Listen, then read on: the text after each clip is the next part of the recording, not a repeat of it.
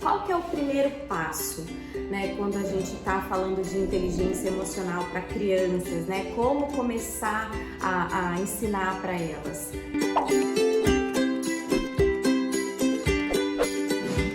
Gente, não tem outro caminho senão começar por nós mesmas, né? As crianças modelam os comportamentos dos pais, e isso está comprovado pela ciência, a forma como eles nos observam de forma verbal, não verbal, enfim, tem a ver com as nossas expressões, né? A forma como a gente se comunica, como a gente franze a testa, o tom de voz, se a gente está falando de um lugar daqui de cima, se a gente está falando de um lugar de baixo, se o nosso toque é muito forte, né? Se a gente, em vez de se aproximar, a gente age de um jeito que a gente afasta.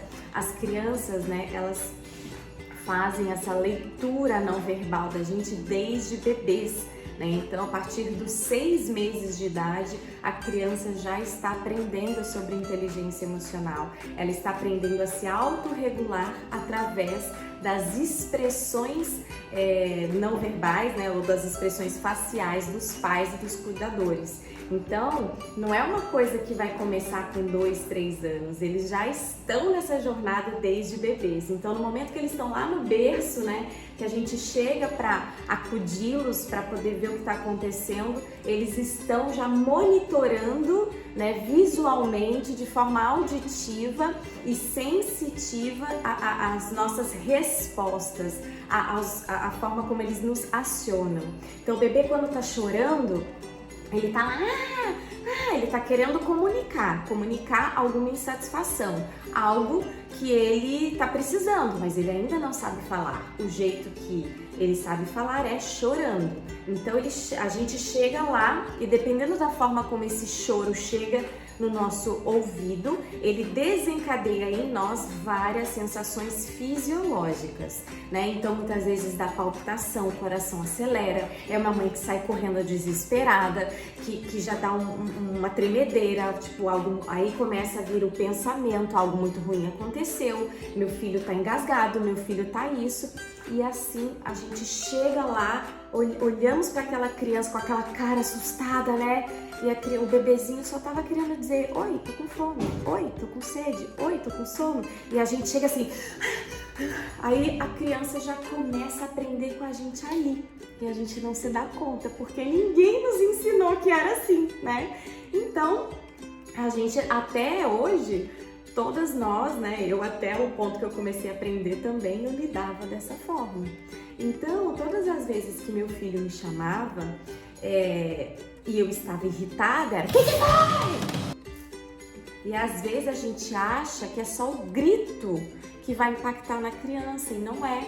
Olha a expressão corporal, né?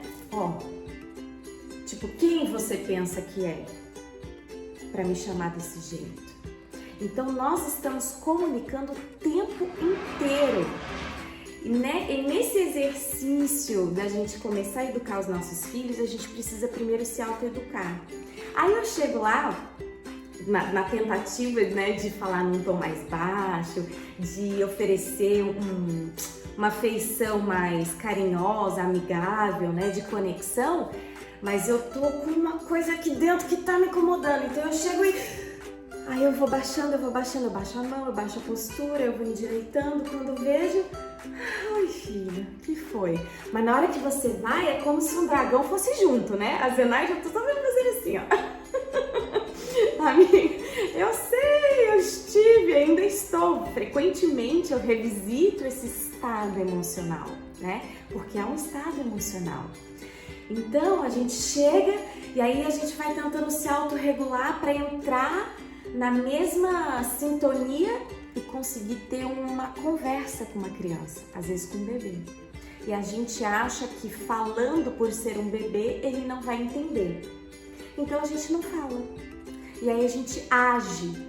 E aí a forma como a gente age, cabe uma interpretação que não nos cabe. O que isso significa? Significa que por mais que eu tente ser amigável na expressão, no tom de voz e tudo, eu não sou responsável pelo que a criança interpreta do que ela viu, do que ela ouviu. Então, muitas vezes, aquela mãe chega cansada no fim do dia e fala assim: poxa vida, mas eu fiquei o dia inteiro com a criança, eu fiz tudo o que eu podia. Eu dei comida, eu dei água, eu dei colo, eu dei mamadeira, eu fiz tudo o que estava ao meu alcance. E mesmo assim, ela continua chorando, ela continua irritada, ela continua fazendo birra.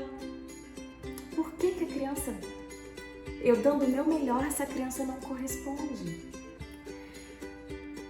Porque aí eu vou entrar numa parte mais profunda um pouquinho, tá? Quando a criança, ela traz um desafio de comportamento pra gente, é quase sempre, tá? Se doeu em você, se doeu a birra, se incomodou, se despertou em você um sentimento que te tirou do seu eixo, é porque esse desafio de comportamento tocou numa ferida aqui dentro, numa ferida interna. O que isso significa? Significa que algo que ela fez te trouxe pensamentos, lembranças, memórias, te trouxe sentimentos de algo que você viveu em alguma fase da vida e que provavelmente não foi bom, porque se foi bom você vai ter uma reação boa, mas se não foi bom, você provavelmente vai ter uma resposta que não vai ser legal. Uma resposta inadequada, uma resposta inconveniente, uma resposta violenta, uma resposta de intimidação. Tudo vai depender de como você absorveu esse desafio de comportamento.